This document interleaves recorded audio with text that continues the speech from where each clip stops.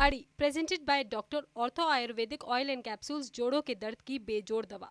Kabul airport, जहां पहले तरक्की और खुशहाली के सफर की उड़ानें होती थीं, वहां खौफ का आलम है, डर की इंतहा है। लोग किसी भी तरह अफगानिस्तान छोड़ देना चाहते हैं, इस कोशिश में बेशक उनको आखिरकार जान ही देनी पड़ जाए।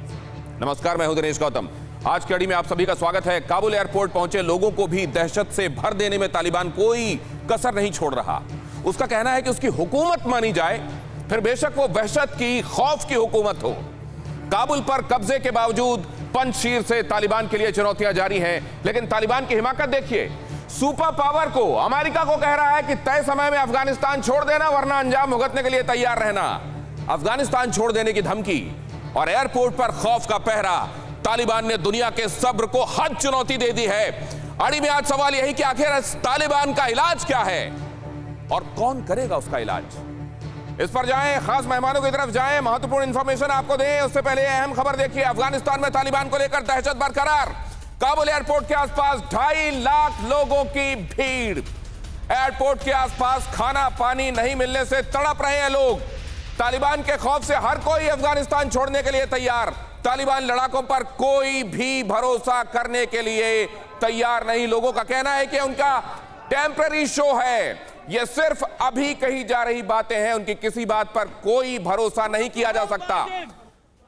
तालिबान लड़ाकों पर, तालिबान की हुकूमत पर उस प्रेस कॉन्फ्रेंस के बावजूद लोगों का यकीन नहीं जाग रहा, भरोसा नहीं जाग रहा, जिसमें यह कहा गया था कि हर किसी की माफी होगी, हर जान माल की हिफाजत होगी। देखिए जरा इस भीड़ को, इस भीड़ को देखिए। एयरपोर्ट के पास पहुंचे लोगों की तादाद देखिए, सिर्फ नरमुंड दिखाई दे रहे हैं। जहां तक देखिए लोगों का सैलाब दिखाई दे रहा है, और ये वो लोग हैं जो किसी भी सूरत में अफगानिस्तान छोड़ देना चाहते हैं। इनमें से कोई कई दिनों से भूखा है, किसी ने कई दिनों से पानी नहीं पिया, कोई इस आस में है कि किसी के साथ लाई हुई वाटर बॉटल शायद उसे मिल जाए तो उसको पानी मिल जाए, या वहां सैनिक इसकी मदद कर दें, कहीं से शायद पानी मिल जाए। देखिए एक महिला को ले जाते उसके बच्चे के समेत, और एक बच्चे को हाथ में लेकर जो बेहोश हो गया है। बेहोश इसलिए क्योंकि वहां तेज गर्मी पड़ रही है, दिन के वक्त वहां खुले में लोग फ्लाइट्स का इंतजार करने के लिए मजबूर हैं। बच्चे बमुश्किल जीवित दिखाई दे रहे हैं। आप सोचिए, जहां बड़े बड़े गश खाकर गिर जा रहे हैं खाना पानी के अभाव में, तेज धूप के चलते, लगातार थकान और मेंटल स्ट्रेस की वजह से, वहां इन बच्चों का क्या हो रहा होगा। घुटना, कंधा या कमर, चाहे जैसा हो दर्द, डॉक्टर ऑर्थो आपको देता है दर्द से पूरी आजादी, एक भरपूर जिंदगी। ये कोई टेम्परेरी पेन किलर नहीं, आयुर्वेदिक औषधि है। लेकिन सवाल यह है कि ये तस्वीरें तो पूरी दुनिया के पास पहुंच रही हैं। ये तस्वीरें तो अब पूरी दुनिया के सामने हैं। हर कोई ये देख रहा है कि तालिबान ने क्या हालत कर दी है अफगानिस्तान की। 15 अगस्त से आज तारीख देख लीजिए, दिन गिन लीजिए, अफगानिस्तान की हालत देख लीजिए, काबुल एयरपोर्ट की बात देख लीजिए। लेकिन फिर इस तालिबान का इलाज क्या है? तालिबान का इलाज जो लोग कह रहे हैं वो अभी फिलहाल 3 बातें जिन पर लोगों का अभी फोकस है। वो कह रहे हैं कि शायद बात से बात बने, बेशक वो बात बैकडोर डिप्लोमेसी के तहत हो, बेशक आप सामने जाकर उसको मान्यता देते हुए बात नहीं कर रहे हैं, लेकिन उससे जाकर बात करनी पड़ेगी, क्योंकि आज अफगानिस्तान की वो हकीकत है। दूसरी हकीकत है, इलाज है।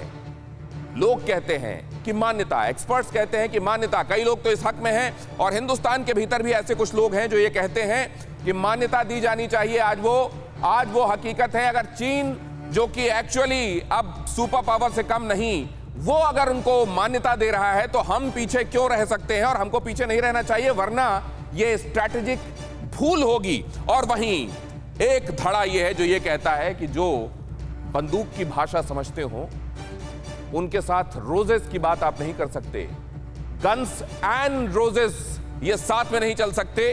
गन्स को गन्स से आप जवाब देना होगा और उनको उन्हीं की भाषा में समझाना होगा। और इसी तरीके से पूरी दुनिया में अमन, क्योंकि अफगानिस्तान में तालिबान का काबिज हो जाना सिर्फ तालिबान के लिए नहीं, पूरी दुनिया के लिए महत्व रखता है। तमाम जगहों पर वो टेरर आउटफिट्स जो आपसे कुछ समय पहले तक डिफंक्ट दिखाई दे रहे थे, उनमें अचानक ऊर्जा का संचार कई जगहों से पता चल रहा है कि हो रहा है, और अगर ये है तो पूरी दुनिया के लिए खतरनाक है। ऐसी स्थिति में तालिबान का इलाज क्या है, बताएंगे हमारे खास मेहमान विवेक काटजू। एक राजनयिक के तौर पर 2 दशकों से ज्यादा अफगानिस्तान में काम करने का अनुभव। विष्णु प्रकाश साहब, कई जगहों पर तैनात रहे, पूरी दुनिया का क्या माइंडसेट है और क्या किया जाना चाहिए इस वक्त, आपको बता सकते हैं वो। प्रोफेसर राजन कुमार हमारे साथ मौजूद हैं, विदेश मामलों के जानकार हैं। एक्चुअली क्या किया जाना चाहिए और प्रैक्टिकली क्या मुमकिन है, राजन कुमार हमें बताएंगे। फैजुल्लाह खान आपको दिखाई दे रहे हैं, पाकिस्तानी पत्रकार, वो भी हमारे साथ इस चर्चा में जुड़ रहे हैं। पाकिस्तान आज कह रहा है कि यहां स्थिरता जरूरी है अफगानिस्तान में, न सिर्फ पाकिस्तान की भलाई के लिए बल्कि पूरी दुनिया की भलाई के लिए। सुना यह भी है कि शाह महमूद कुरैशी पहले मेहमान होने वाले हैं, औपचारिक मेहमान अफगानिस्तान के तालिबान के वहां काबिज होने के बावजूद। क्या जहां पर पाकिस्तान इलाज देख रहा है वहीं पर बीमारी है? इनसे बातचीत करेंगे, लेकिन सबसे पहले सबसे अहम सवाल, क्या है इलाज तालिबान का? विवेक काटजू साहब। देखिए, आपने 3 ऑप्शंस दिए, ये 3 अलग अलग ऑप्शंस नहीं, इसमें से और ऑप्शंस भी निकलते हैं जो कि हम देख सकते हैं। आइदर और की सिचुएशन नहीं है कि या ये।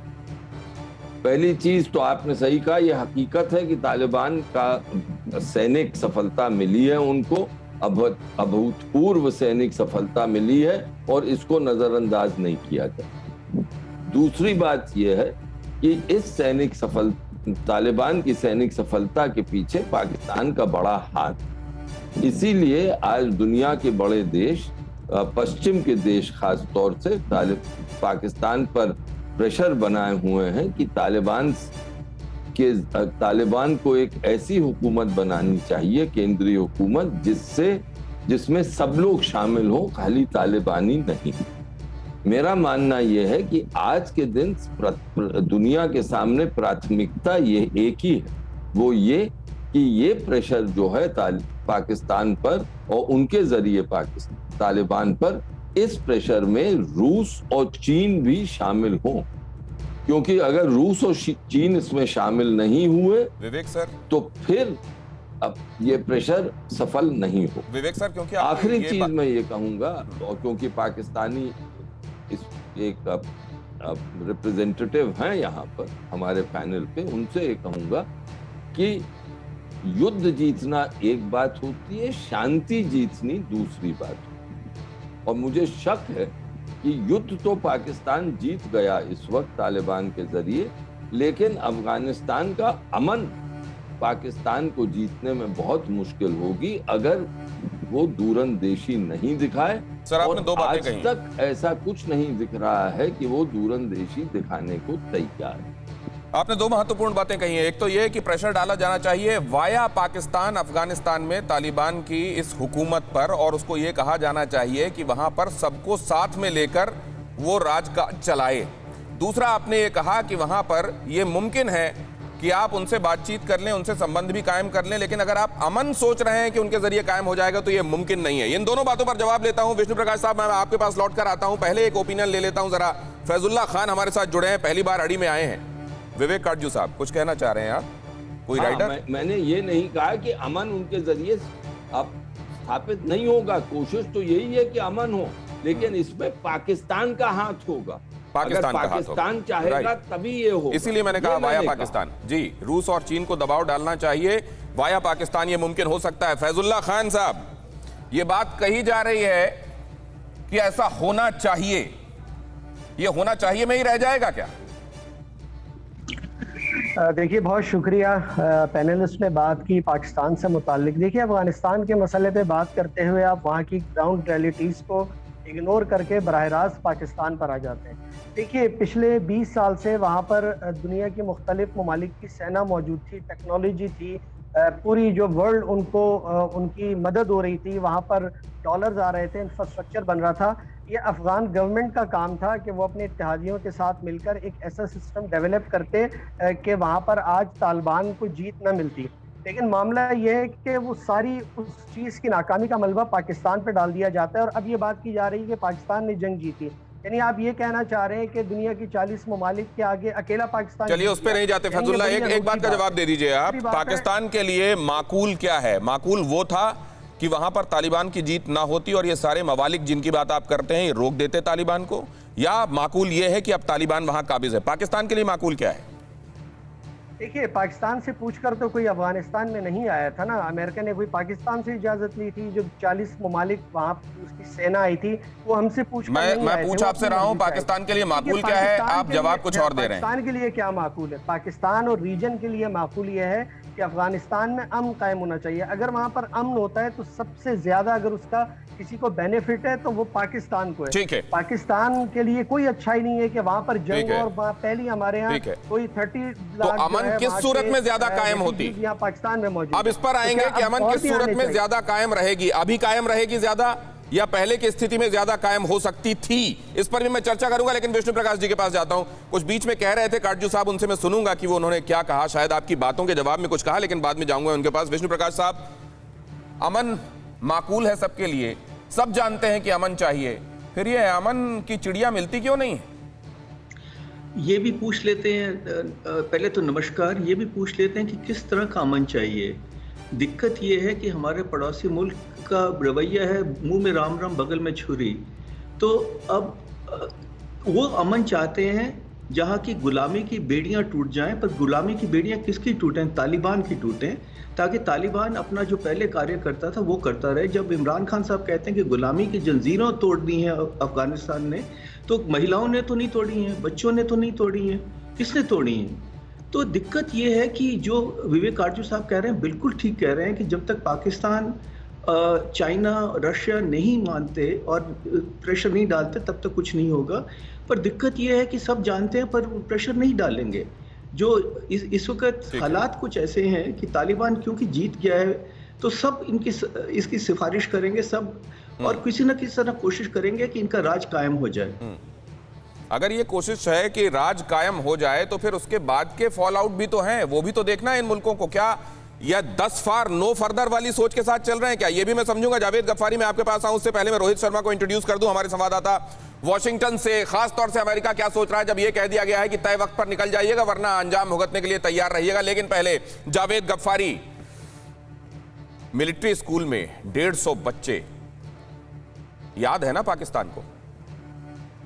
जी बिल्कुल दिनेश, याद है, और वो गम, हमारे गम में आपको भी बराबर का शरीक होना चाहिए।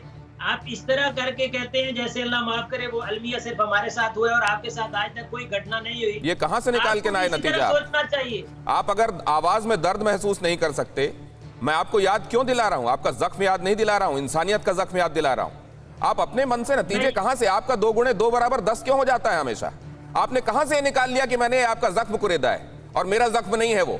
इंसानियत का जख्म इंसानियत का होता है। जावेद गफ्फारी, नजरिया बदल लीजिए। अब आगे जवाब दीजिए मेरा। अगर आपको वो याद है जावेद गफ्फारी, अगर वो याद है तो सुविधा से भुला क्यों देते हैं जावेद गफ्फारी आप उसको? आपको याद हमेशा क्यों नहीं रहता वो? घुटना, कंधा या कमर, चाहे जैसा हो दर्द, डॉक्टर ऑर्थो आपको देता है दर्द से पूरी आजादी, एक भरपूर जिंदगी। ये कोई टेम्परेरी पेन किलर नहीं, आयुर्वेदिक औषधि है। मुझे पेट के दर्द का इलाज करने दीजिए, ना कि मुझे सर का दर्द दिलाइए याद, ना कि मुझे पाँव का दर्द याद दिलवाइए। इस वक्त जो मुझे दर्द है ना वो करने दीजिए। इस वक्त हम चाह रहे हैं अमन पूरे खित्ते में। उसके ऊपर जो तमाम तर लोग बैठे हैं, आपके क्या लगता है कि आपको ये यूएसए के बगैर हो गया सारा कुछ? आप सिर्फ और सिर्फ इंडिया नेगेटिव कर दीजिए, बाकी सारे यही चाहते हैं अमन हो। और अगर अमन के लिए काम हो रहा है तो उसको होने दीजिए, या तो फिर आपके पास बेहतर ऑप्शन है तो उसको ले आइए, या तो कम से कम ये रोना धोना बस कर दीजिए ना दिनेश। आप क्यों चाहते हैं कि वहाँ पर अमन ना हो? अगर हो तो फिर सबर कर लीजिए। मतलब जावेद गफ्फारी, आप लोगों का कोई उसूल नहीं है। एक सेकंड जावेद गफ्फारी, आप लोगों का कोई उसूल नहीं है। आप जिसके हाथ में तलवार देखते हैं उसको नमस्ते करने लगते हैं। आप ये कह रहे हैं अब होने दीजिए वो। नहीं, आपका यही है क्या? अब इसके हाथ में बंदूक है, वो सामने खड़ा है तो उसको नमस्ते करने लग जाओ। ऐसा होता तो सबसे ज्यादा तलवार तो बीजेपी के हाथ में होती है और आप तो उसको नमस्ते नहीं करते। आप उनको जाके क्या, बीजेपी के हाथ में तलवार होती है और वो लोगों को उस तलवार को गर्दन में रख के ले जाते हैं मशीन तक जहां पर वोटिंग की जाती है और उनकी सरकार आ जाती है। जावेद गफ्फारी, अपनी जानकारी दुरुस्त कीजिए। और आप कह रहे हैं ना आपके सिर में दर्द है, अगर सिर में दर्द है तो उसका इलाज कराइए, आपके लिए जरूरी हो गया है। लेकिन पहले मैं रोहित के पास जाना चाहता हूं। अब रोहित, इन सब बातों के बीच में अमेरिका इस हकीकत को पहचान रहा है क्या? और अगर ऐसा है जिसका जावेद गफ्फारी इशारा कर रहे हैं कोई डील हुई है, तो डील वाले को धमकी मिल रही है कि टाइम से छोड़ देना। इस पर मैं आऊंगा, लेकिन अहम खबर बताने के बाद अफगान पर कब्जे के बाद तालिबान की हिमाकत बढ़ी। अमेरिका को तालिबान ने खुलेआम धमकी दी, अफगानिस्तान को खाली करने का अल्टीमेटम दिया। 31 अगस्त तक अमेरिका ने खाली करने के लिए कहा है। 31 अगस्त से देर होने पर अंजाम भुगतने होंगे, कहा है तालिबान ने। रोहित, क्या रिएक्शन है इस पर अमेरिका में? देखिए दिनेश, बहुत ही सरप्राइजिंग सी बात है। यहाँ पे बात बार बार ये हो रही है, जो ऑफिशियल स्पोक्स पर्सन हमेशा कहते हैं कि हम तालिबान से लगातार बात कर रहे हैं। कल जो बाइडेन ने कहा कि देखिए हम 31 अगस्त तक सबको निकालना चाहते हैं, लेकिन अगर वैसा नहीं हुआ तो हम आगे रुकेंगे। और उसके बाद तालिबान का इस तरह का बयान आता है कि भाई 31 अगस्त तक आप निकल जाइए, नहीं तो इस तरह की चीज होगी। तो बहुत शॉकिंग है। बार बार वही बात होती है कि जो बाइडेन का जो एडमिनिस्ट्रेशन है बहुत विफल रहा है सारी चीजों को लेके। इस चीज को अवॉइड किया जा सकता था, इस चीज को प्लान की बेहतर तरीके से प्लान किया जा सकता था, लेकिन अनफॉर्चुनेटली एक बहुत बड़ा डिस्कनेक्ट रहा है। अमेरिका की जो स्ट्रैटेजी है, एग्जिट स्ट्रैटेजी, वो बहुत ज्यादा बेकार रही है। और इनफैक्ट 70%, एक रीसेंट पोल है उसमें 70% अमेरिका का ये मानना है कि जो बाइडेन का जो प्रशासन है वो एक कंप्लीट फेलियर रहा है अफगानिस्तान की एग्जिट स्ट्रैटेजी को लेके। तो it is really shocking and surprising. और ये जो अभी नई चेतावनी आई है तालिबान से, इसमें पार्टनर क्या हमें देखना होगा दिनेश। ठीक है, अमेरिकन खुद मानते हैं कि स्ट्रैटेजी इसमें काम नहीं आई और वो फेल कर गई। लेकिन इधर तो जावेद गफ्फारी का ये मानना है कि डील हुई है, और डील हुई है अगर, तो अमेरिका इतना रिसीविंग एंड पे क्यों दिखाई दे रहा है हर एक चीज के। मैं राजन कुमार के पास जाना चाहता हूं। राजन कुमार, लेकिन एक दूसरा वर्ल्ड ऑर्डर जो इस एक मुसीबत को मौका मानकर उभर रहा है, उसकी तरफ कैसे देखा जा रहा है? देखिए, ये तो लगभग तय है कि लगभग जितने भी मीडिया हाउसेस हैं प्लस अपोजिशन पार्टीज हैं अमेरिका में, इवन डेमोक्रेट्स भी वहाँ पे इस चीज़ को मानते हैं कि एक तरह से ये अमेरिकन डिबैकल हुआ है जो फॉरेन पॉलिसी का है। इकोनॉमिक्स देख लीजिए, सारे जो आर्टिकल्स जो अच्छे अच्छे लिखे जा रहे हैं सब सारे जगह, इसमें कोई शक नहीं है कि वो डिबैकल हुआ। और अमेरिका अपने आप को इस ढंग से बोल के डिफेंड कर रहा है कि हम अलकायदा के लिए गए थे, अलकायदा वहाँ से। लेकिन मेरे एक बात समझ में नहीं आती प्रोफेसर राजन कुमार, कि एक बच्चे को जो समझ में आ रहा है, मतलब जब इन्होंने ये कहा था कि हम विड्रॉ करेंगे, फेज वाइज करेंगे, तब से ये होने लगा था कि देखिएगा वहां पर क्या होगा। तो क्या अमेरिकी इंटेलिजेंस को, अमेरिका को, सुपर पावर को यह नहीं मालूम था कि वहां क्या होगा, और अचानक से वहां स्ट्रैटेजिकल कोई एक ब्लंडर हो गया? मुझे तो नहीं लगता। और अगर ऐसा है तो फिर एक्चुअली क्या है जो दिख रहा है, जो समझा जा रहा है, उससे बहुत अलग सच्चाई है क्या? देखिए, ये दो तरह का फेलियर है अमेरिका का। एक तो कि बिल्कुल इंटेलिजेंस फेलियर, इसमें कोई भी डाउट नहीं है कि इतने एक महीने के अंदर अमेरिका ये तालिबान पूरा अफगानिस्तान में कब्जा करता है, ये पता नहीं होना एक बहुत बड़ा फेलियर है। दूसरा जो फेलियर है पॉलिटिकल लीडरशिप का फेलियर है। आप जानते हैं कि अमेरिका के कितने सोल्जर्स थे? अभी मार्च अप्रैल की बात करूं तो मात्र 2500 सोल्जर्स थे, और ये अमेरिका के लिए नॉन इशू था। ओबामा के समय की मैं बात करूं तो वहां पे 1,10,000 अमेरिकन सोल्जर्स थे, उसकी तुलना में 2,500। और अमेरिकन जनता जो है लगभग इसको भूल चुकी थी कि वहां पे सोल्जर है, लेकिन इसको एक पॉलिटिकल इशू बना के जानबूझ के वहां पे आप 2,500 सोल्जर नहीं रख सकते। अगर 2,500 सोल्जर रख के वहां पे आप निगोशिएट करते तो अभी अफगानिस्तान का स्वरूप अलग होता और तालिबान का कब्जा नहीं हो पाता। क्योंकि आपने ऐसा नहीं किया, इस कारण से बोला जा रहा है कि टोटल कंप्लीट फेलियर है अमेरिकन पॉलिटिकल लीडरशिप का। तो क्या अमेरिका को यह फेलियर मंजूर था क्या? आज की सिचुएशंस ऐसी हैं जिसमें उसको ये मंजूर था कि ठीक है फेल होते तो फेल सही, लेकिन अब इसमें आगे बढ़ना पड़ेगा। क्या ये स्थिति थी? मैं रोहित से समझने के लिए जाऊंगा, लेकिन उससे पहले अहम खबर बता दूं। देश छोड़ने की कोशिश में अफगानिस्तान के पूर्व सेना प्रमुख काबुल एयरपोर्ट पर दिखे वली मोहम्मद अहमद जई देश छोड़ने वालों की कतार में दिखाई दिए। वली मोहम्मद अहमद जई का यूं बाहर निकलने के लिए बेकरार दिखना, यह भी अफगानिस्तान के समय की सच्चाई दिखाता है। लेकिन अब सवाल यह है, अफगानिस्तान में जान बचाओ अभियान क्यों चल रहा है? और अफगानिस्तान में अगर वाकई एक अमन की उम्मीद की जा रही है तो जाहिर है पत्थर से पानी निकालने के बारे में तो नहीं सोचा जा रहा होगा। पाकिस्तान अमन की उम्मीद कर रहा है तो अमन के फूल खिलने के लिए उसको जमीन भी उर्वरक दिखाई दे रही होगी। लेकिन फिर ऐसा क्यों हो रहा है? अफगानिस्तान में जान बचाओ अभियान क्यों चल रहा है? जरा ये देखिए, अफगानिस्तान जान बचाओ अभियान 22 अगस्त 2021 तक का डेटा ऊपर देखिए, मैं आपको दिखा रहा हूं। जरा यहां देखिए, America, Britain, Germany, Italy, Turkey, France, Bharat, Denmark, Netherlands, Australia, Canada, Spain, Poland, यहां के लोगों के हिसाब से देखिए 22 अगस्त 2021 तक का डेटा बताता है 2500, 17,000 में से 2500, Britain 2,821, Germany 2,000, Italy 1,000, Turkey 583, France 570, Bharat 552, Denmark 404, Netherlands 300, Australia 300, Canada 294, Spain 273, Poland 260। इतने लोग इवैक्यूएट किए जा चुके हैं। इतने लोगों को अगर वहां से निकाला गया है तो ये लोग वहां पर अमन के फूल खिलते हुए क्यों नहीं देख रहे हैं? इन सबको डर क्यों है? केवल पाकिस्तान को अमन का फूल वहां खिलता हुआ क्यों दिखाई दे रहा है? तालिबान बेखौफ, काबुल में खौफ। तालिबान क्यों बेखौफ है और काबुल में इतना खौफ क्यों है? जरा देखिए यहां आपको हर एक सेना के हिसाब से लड़ाके दिखाई दे रहे हैं और तालिबानी लड़ाके दिखाई दे रहे हैं जो 10,000 की तादाद में वहां अभी तैनात हैं और जोखिम में जान 2,50,000 लोग, 90,000 लोग तो सिर्फ एयरपोर्ट के अंदर फंसे हुए हैं। अमेरिकी सेना 6,500, ब्रिटिश फोर्स 1,200 लोग, टर्की की सेना 800 लोग, ऑस्ट्रेलिया की सेना 300 सोल्जर्स। ये सोल्जर्स जो वहां पर हैं, जाहिर है इनको इवैक्यूएट किए जाने की जरूरत है और यहां पर आलम यह हो गया है कि वहां अगर आप अभी की जो तस्वीरें आ रहे हैं वो आप देखेंगे तो ये सोल्जर्स के अलावा आम लोग मिलकर 2,50,000 लोग वहां दिखाई देते हैं जो किसी भी तरीके से वहां से निकलने के लिए बेकरार हैं। आप जानते हैं वहां रनवे पर लोग दौड़ रहे हैं, लैंडिंग गियर पर बैठ जा रहे हैं, लेकिन बस किसी भी सूरत में अफगानिस्तान से निकलना चाह रहे हैं। अगर अफगानिस्तान में आगे लोग इतने पुरउम्मीद हैं कुछ लोग, तो ये ज्यादातर लोग अपनी जान बचाने के लिए सिर पर पैर रखकर किसी भी तरीके से क्यों निकलना चाहते हैं, बेशक इस क्रम में ही उनकी जान चली जाए। जरा ये समझना है और कुछ और बातें। काटजू साहब कुछ एक कमेंट बीच में कर रहे थे, वो जरा ले लूं मैं। विवेक काटजू साहब, वो बात जो आप बीच में कहना चाह रहे थे प्लीज। अब वो बाद में कर लेंगे वो।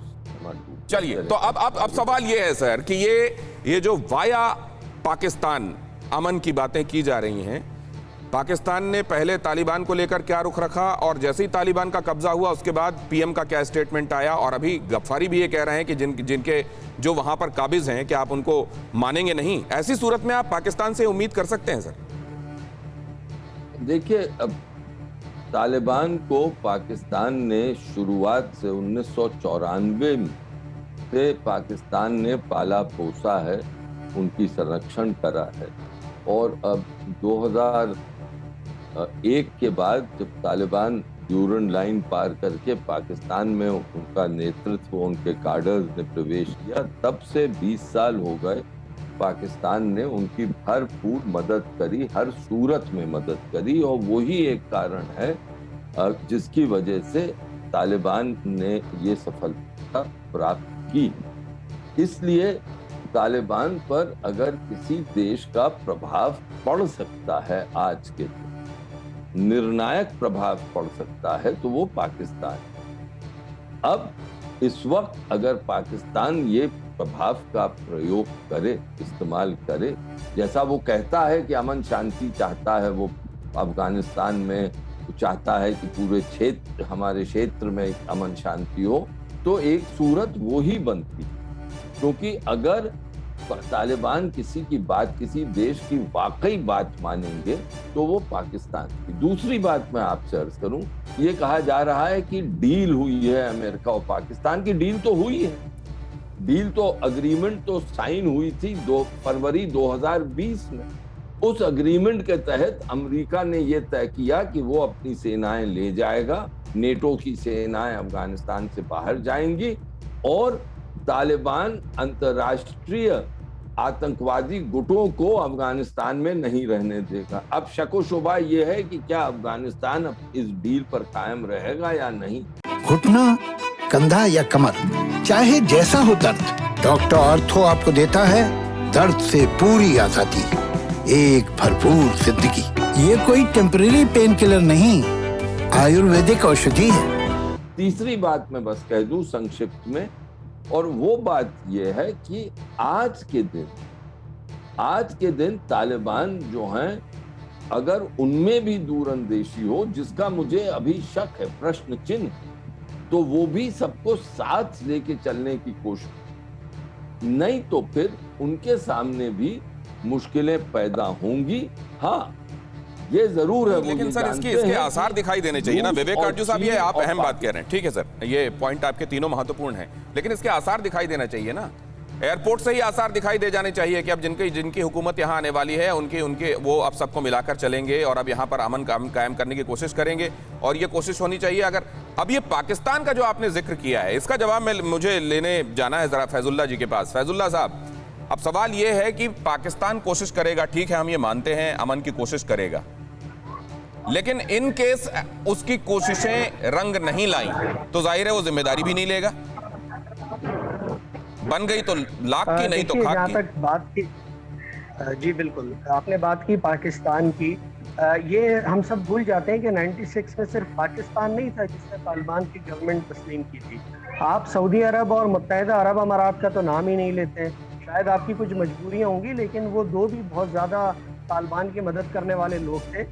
पाकिस्तान उनके साथ एक तीसरा मुल्क था। दूसरी बात ये है कि ये बात की जा रही है इस वक्त सूरत हाल बहुत ज़्यादा ख़राब है, क्या करना चाहिए। तो मैं एक सलाह ये दूंगा आपको कि आप कश्मीर से अपनी सेना निकाल के भेज दीजिए काबुल, आप कर लीजिए। देखिए 20 साल से लड़ाई के बाद अगर अमन का कोई मौका, अगर इतने प्रैक्टिकल सॉल्यूशंस हैं आपके पास फैजुल्ला, अगर आप इतने प्रैक्टिकल सॉल्यूशंस के साथ अमन की उम्मीद कर रहे हैं तो फिर मुझे आपकी बुद्धि पर तरस आता है फैजुल्ला। अगर आप एक इंटीग्रल पार्ट एक देश का क्या होता है आप ये नहीं समझते तो आप किस तरह के दिमागी तवाज़न के साथ ये बातें कह रहे हैं मुझे समझ में नहीं आता। लेकिन विवेक काटजू साहब ये बात आपको समझाएंगे कि उन्होंने ये बात क्यों कही। विवेक काटजू जी। भाई इनको पाकिस्तान में एक कुछ अजीब सा जुनून है, अब मैं और क्या शब्द इस्तेमाल करूं, कि हर चीज कश्मीर से जोड़ देते हैं। अफगानिस्तान है, भारत भारत है। आपने बिल्कुल सही कहा, कश्मीर भारत का अंग है, भारत का अब यूनियन टेरिटरी है जम्मू और कश्मीर और लद्दाख की। और कश्मीर जब तक पाकिस्तान का जुनून रहेगा तो फिर मैं तो और शब्दों का भी इस्तेमाल कर सकता था, लेकिन इस वक्त एक सिविलाइज्ड डिबेट चल रहा है, मैं उसमें और शब्दों का इस्तेमाल नहीं करूंगा। लेकिन मुझे तरस आता है। चलिए ठीक है विष्णु प्रकाश जी, क्योंकि जब तक ये जुनून रहा, ठीक है सर, मैं भी डिरेल नहीं होने देना चाहता सर। उधर से कुछ एक बात कही जाए और उसमें हम पानी डालने लग जाएं और पूरी बात डिरेल हो जाए, मैं इसमें चाहता नहीं हूं। मैं एक अहम खबर बता दूं, विष्णु प्रकाश जी के पास आने वाला हूं। अफगान संकट पर ब्रिटेन के रक्षा मंत्री का बड़ा बयान, चंद घंटों में ही ब्रिटिश नागरिकों को निकालेंगे, बेन वेलेस ने कहा। ब्रिटेन ने कहा कि 31 अगस्त का इंतजार नहीं कर सकते, अमेरिकी सैनिकों की वापसी से पहले ही लोगों को निकाला जाएगा। विष्णु प्रकाश जी के पास जाता हूं। विष्णु प्रकाश जी, यहां क्या उहापोह दिखाई दे रही है क्या ब्रिटेन में थोड़ी सी?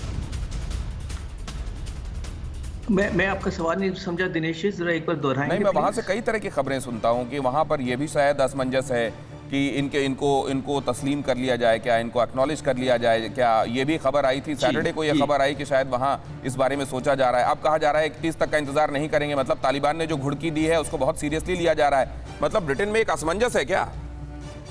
ब्रिटेन का भी ये है कि वो दोनों तरफ की बात करते हैं, तालिबान की भी करेंगे, अमेरिका की भी करेंगे, तो वो उनकी खूबी है। उनके CDS chief of defence staff ने तो कहा था कि तालिबान को मौका देना चाहिए, और वो गांव के लोग हैं।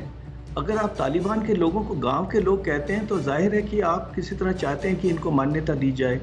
एक चीज़ और दिनेश जी मैं कहना चाहूँगा कि जो आप कह रहे थे कि तालिबान ने कहा है कि 31 अगस्त तक अगर अमेरिका ने खाली नहीं किया तो उनके खिलाफ एक्शन लिया जाएगा, इसमें कोई ऐसी बात नहीं है, क्योंकि ये पॉस्चरिंग है।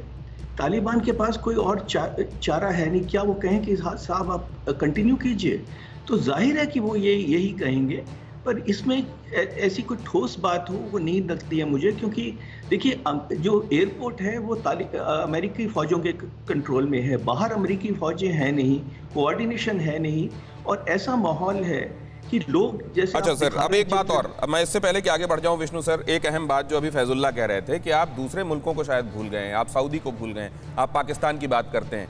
आज के दौर में सबसे पहले अगर कोई वहां जाता हुआ दिखाई दे रहा है तो इनका विदेश मंत्री दिखाई दे रहा है। वो जाना तो चाहते हैं, अच्छा गप कड़वा थू, लेकिन जहां पर भी उनको ये लगता है कि यहाँ गुंजाइश हो सकती है वहां दूसरे मुल्कों का नाम भी ले देना चाहते हैं। इसको जरा समझाएंगे जल्दी से प्लीज। नहीं जी, इनको समझाने का फायदा नहीं है, क्योंकि इमरान खान साहब को तो शिनचियांग का नहीं पता है।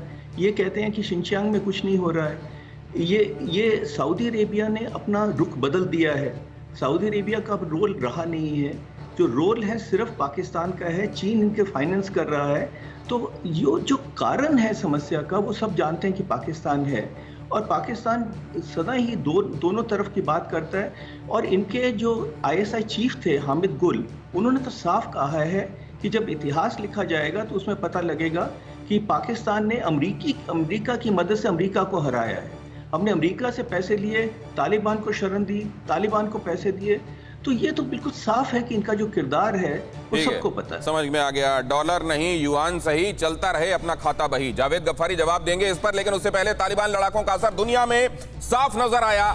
G7 मीटिंग को टालने के लिए ब्रिटिश ने गुजारिश की, अमेरिका से G7 समिट को टालने के लिए कहेगा। ब्रिटेन काबुल एयरपोर्ट से सभी को निकालने जाने तक मीटिंग को टाला जाए, यूनाइटेड किंगडम की तरफ से कहा जा रहा है। और इधर आपको यह खबर भी मैंने आपको बताई कि 31 से पहले वो चाहता है कि वहां जल्दी से जल्दी इवैक्यूएट कर लिया जाए जो बाहर के सोल्जर्स वहां पर हैं। अब सवाल यह है कि उधर काबुल एयरपोर्ट में जो आपने देखा वो तो चल रहा है, लेकिन इतनी आसान राह नहीं है तालिबान के लिए। बात इसके बावजूद कि पाकिस्तान की तरफ से, तालिबान की तरफ से यह प्रचारित किया गया कि नॉर्दर्न अलायंस जो है और उसमें खास तौर से पंजशीर का शेर हमारे साथ आ जाने के लिए तैयार है, लेकिन उधर क्या दिखाई दे रहा है वो मैं आपको दिखाता हूं। है तैयार, हम लड़ेंगे मरते दम तक। देखिए जरा, वहां इन छोटे छोटे बच्चों के हाथ में अगर अब बंदूक दिखाई दे रही है, वो कह रहे हैं इसको हम जाने नहीं देंगे। जहां आज तक तालिबान का परचम फहराया नहीं, वहां हमारे जीते जी ऐसा हो नहीं पाएगा। जरा देख लीजिए इन लड़ाकों को जिन्होंने ये कह दिया है, और खास तौर से अहमद शाह मसूद के बेटे ने ये स्पष्ट कर दिया है कि वो लेगेसी जो मेरे पिता से मुझे मिली है उस पर इतना सा भी ब्लॉट, इतना सा भी दाग नहीं आने दूंगा। और यहां पर ये जो दिखाई दे रहा है ये इस बात की खुली मुनादी भी है। लेकिन अब सवाल ये है कि अगर इन नन्हे बच्चों के हाथ में, जिनके हाथों में खिलौना होना चाहिए, उनके हाथों में अगर बंदूक दिखाई दे रही है तो इसका जिम्मेदार कौन है? आज से पहले तो इन हाथों में बंदूक नहीं थी। अगर उन्होंने बंदूक थाम ली है, जिन हाथों में खिलौने होना चाहिए, देख लीजिए इसकी उम्र क्या होगी इस बच्चे की, बमुश्किल 9-10 साल। अगर इसके हाथ में किताबों की, कलम की जगह, खिलौनों की जगह ये बंदूक दिखाई दे रही है तो जिम्मेदार कौन है? और अगर इसका जिम्मेदार तालिबान है तो इलाज क्या है? क्योंकि ये पूरी इंसानियत के चेहरे पर एक बदनुमा दाग है। बेशक इसमें जीत आखिरकार किसी की भी हो, लेकिन अभी इंसानियत सफर कर रही है कि नहीं? जावेद गफ्फारी। दिनेश जी, पहले तो अभी थोड़ी देर पहले आपने कहा कि फॉरेन मिनिस्टर शाह महमूद कुरैशी जा रहे हैं काबुल, तो ये आपकी गलत खबर है। इसकी मैंने खुद तस्दीक की है। शाह महमूद कुरैशी से बात करके वो कह रहे हैं कि हमारा कोई प्लान नहीं है, ये एक प्रोपेगेंडा है। नंबर 2, एक बार फिर से जावेद गफ्फारी आपके हवाले से ये खबर एक बार फिर से दोहरा दीजिए, पूरी दुनिया को पता चल जाना चाहिए, क्योंकि हर जगह पर यह खबर बहुत तेजी के साथ और बहुत प्रामाणिक रूप से चल रही है कि शाह महमूद कुरैशी जा रहे हैं और तालिबान उनका स्वागत करने के लिए अपने पहले मेहमान के तौर पर तैयार। एक बार फिर से दोहरा दीजिए ये खबर जो आपने अभी बताई। आपके चैनल के थ्रू, TV9 के थ्रू ये पूरे आपके व्यूअर्स को बताना चाहता हूं कि शाह महमूद कुरैशी का कोई दौरा शेड्यूल नहीं है, वो नहीं जा रहे। शाह महमूद कुरैशी का कोई विजिट नहीं है। जावेद गफ्फारी इस बात को दोहरा रहे हैं, एक बार फिर से सुन लीजिए। जावेद गफ्फारी वहां के पत्रकार हैं और ये कह रहे हैं आपसे कि शाह महमूद कुरैशी वहां नहीं जा रहे हैं। तो क्या ये बेपर की उड़ गई थी? अब जावेद गफ्फारी कह रहे हैं, वो पत्रकार हैं, तो मैं इस पर यकीन करता हूं। बात आगे बढ़ाते हैं। जावेद गफ्फारी, बात पूरी कीजिए। हाँ, बिल्कुल उनसे पर्सनल उससे बात करने के बाद मैं आपको बता रहा हूँ। नंबर 2, आपने कहा कि तालिबान ने उनको गन पकड़ा दिए। तालिबान ने उनको गन नहीं पकड़ाई। जिन्होंने 20 साल जहाँ पे हुकूमत की है, उनका ये किरदार होना चाहिए था कि वो गन के नजदीक भी ना जाने देते, वो इस तरह का माहौल बनाते कि जरूरत ही ना पड़ती। 20 साल थोड़े नहीं होते दिनेश जी, आपको मुझे बड़े होने में 20 साल ही लगे। 20 साल बड़े होने के बाद भी अगर हम वही बच्चों वाली बातें करें तो फिर इसका मतलब है हमारी तरबियत ही नहीं हुई। जिसने तरबियत करनी थी वो कहाँ है? वो बाहर बैठा हुआ और यहाँ पे कहा जा रहा है। जावेद गफ्फारी एक बात समझाइए, जावेद गफ्फारी एक बात ये समझाइए कि अगर 20 साल हमको किसी काम को बनाने में लगने चाहिए थे और वो नहीं हो पाया, तो क्या पूरा उसका मटिया मेट कर दिया जाना चाहिए और फिर मटिया मेट को सही ठहराया जाना चाहिए कि 20 साल में हम अच्छा तो नहीं कर पाए तो आइए मटिया मेट कर दें इसको? ये होना चाहिए क्या? मटिया मेट तो नहीं हुआ ना दिनेश जी, आपको नजर आ रहा है या आप दिखाना चाह रहे हैं? चलिए प्रोफेसर राजन कुमार के पास चलता हूं। प्रोफेसर राजन कुमार, मैं आपके पास आ रहा हूं। जावेद गफ्फारी का कहना है कि तालिबान मटिया मेट नहीं करेगा, उनको बहुत उम्मीदें हैं। ये बात और है कि पिछले से पिछले शुक्रवार को मेरे साथ वो बैठे हुए थे और ये कह रहे थे कि जो जुल्म वहां हो रहे हैं खवातीनों और बच्चों पर, वो तालिबान के तरफ से ठीक नहीं किया जा रहा। लेकिन एक अहम खबर देख लीजिए, TV9 भारतवर्ष पर पाकिस्तान के पत्रकार जावेद गफ्फारी का यह दावा है कि शाह महमूद कुरैशी काबुल नहीं जाने वाले, और ये बातें वो उनसे खुद उनके पर्सनल स्टाफ से बात करने के बाद कह रहे हैं कि ऐसा कुछ नहीं हो रहा है। ये बात 2 बार उनसे आपने सुनी, एक बार फिर से आप टेलीविजन स्क्रीन पर देख रहे हैं। लेकिन प्रोफेसर राजन कुमार, सवाल यह है कि अब क्या दुनिया भी इस बात के लिए तैयार हो गई है कि बन जाती बात तो बड़ा बढ़िया था, अब नहीं बनी तो चलो बिगड़ जाने दें? देखिए, दुनिया अभी भी परेशान है अफगानिस्तान को लेके, लेकिन कुछ मुल्क हैं जो कि काफ़ी खुश हैं। उनको लगता है कि उनका दायरा बढ़ता जा रहा है। उसमें एक है पाकिस्तान। और जैसा कि विवेक काटजू साहब और हमारे दूसरे एम्बेसडर साहब ने बड़े अच्छे से बोला कि चीन भी इससे खुश होने वाला है, कुछ हद तक रशिया भी खुश हो रहा है, और ये तीनों कंट्रीज हैं जो कि काफी क्रुशियल रोल सर, लेकिन जो भी ये इसमें अपॉर्चुनिटी ढूंढ रहे हैं उनको ये मालूम है क्या कि ये डबल एज स्वॉर्ड है?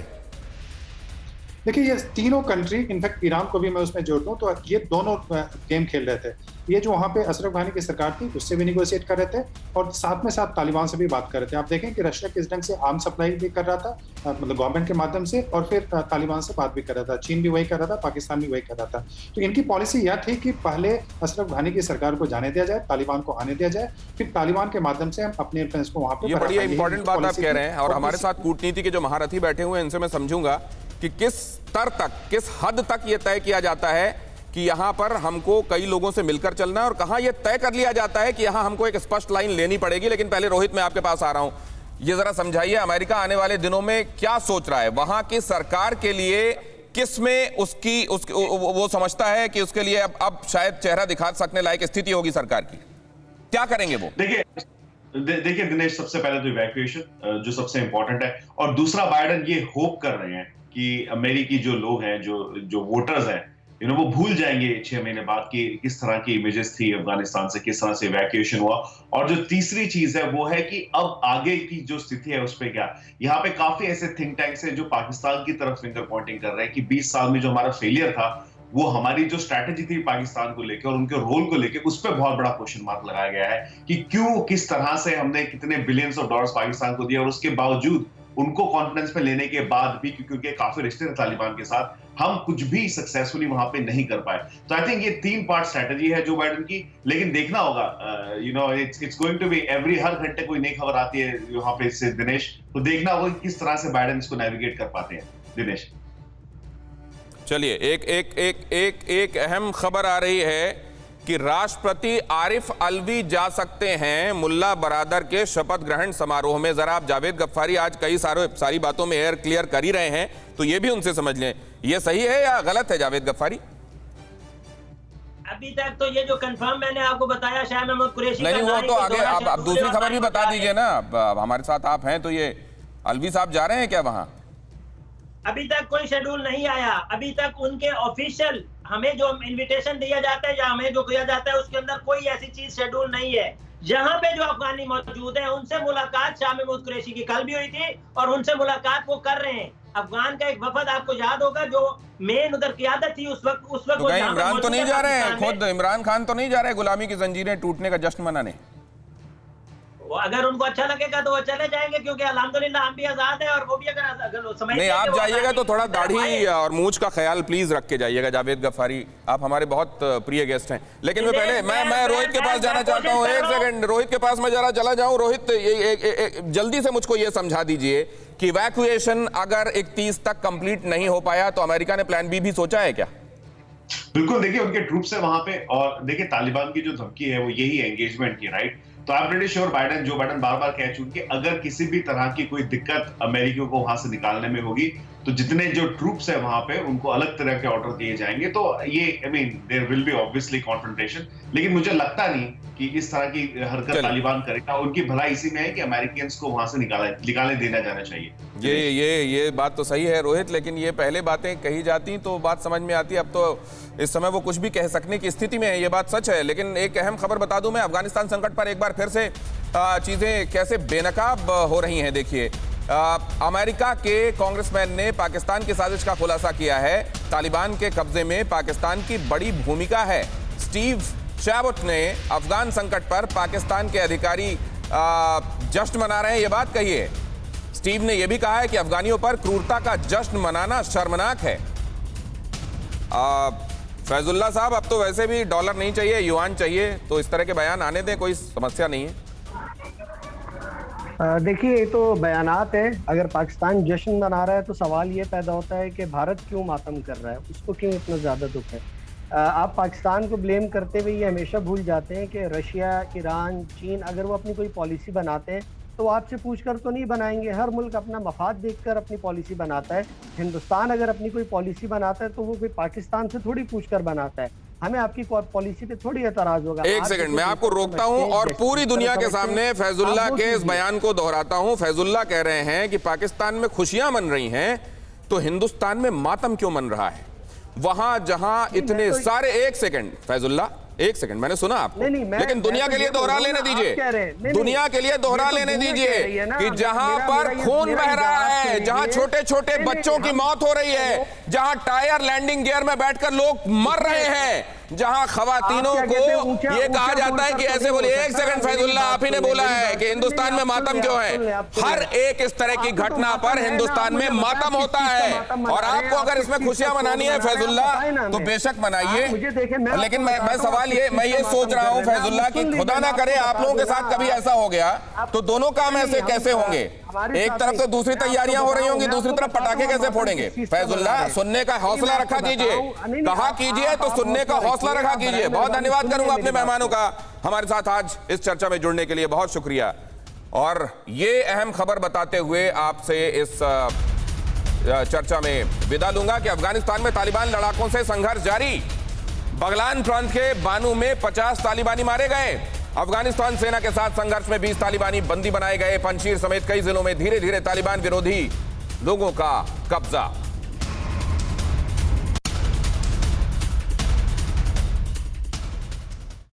फिक्र आपकी, सोमवार से शुक्रवार रात 9 बजे सिर्फ TV9 भारतवर्ष पर।